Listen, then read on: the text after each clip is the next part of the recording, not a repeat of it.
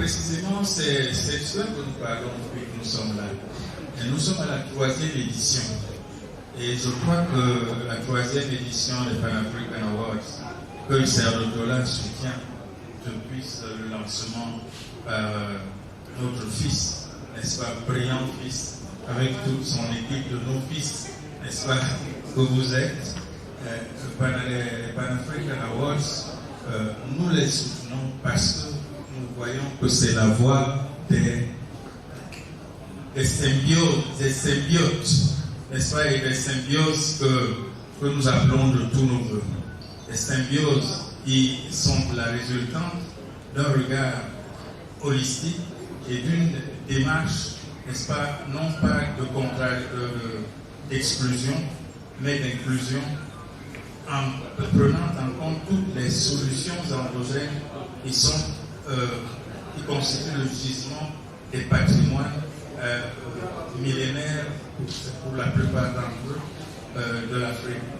Et c'est pour cela que dans cette construction-là, où nous accompagnons des initiatives comme celle-ci ou celle-là, nous avons pensé également qu'il fallait cheminer en ouvrant la voie sur la pensée 2.0. Nous avons, il y a par exemple 2 ou 3 ans, lancé un concept qui est passé, que nous n'avons pas suffisamment fait connaître. C'est l'industrialisation de l'Afrique. Industrialiser l'Afrique par ses traditions et industrialiser les traditions de l'Afrique.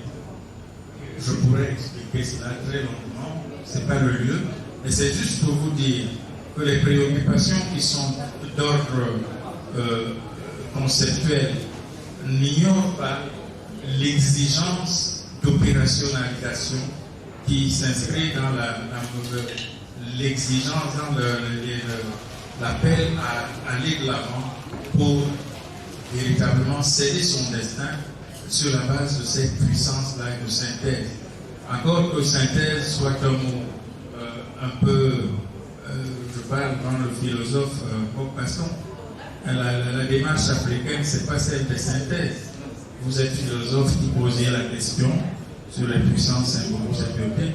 Notre démarche traditionnelle, c'est certes la thèse, et là, suivi de l'antithèse, toujours pour faire éclore le couple antithétique.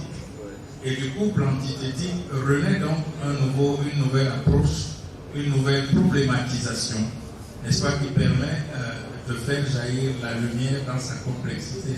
Parce qu'elle n'est jamais, la complexité n'est pas dans la synthèse, qui elle-même, du point de vue de la biologie, est synonyme de fixisme.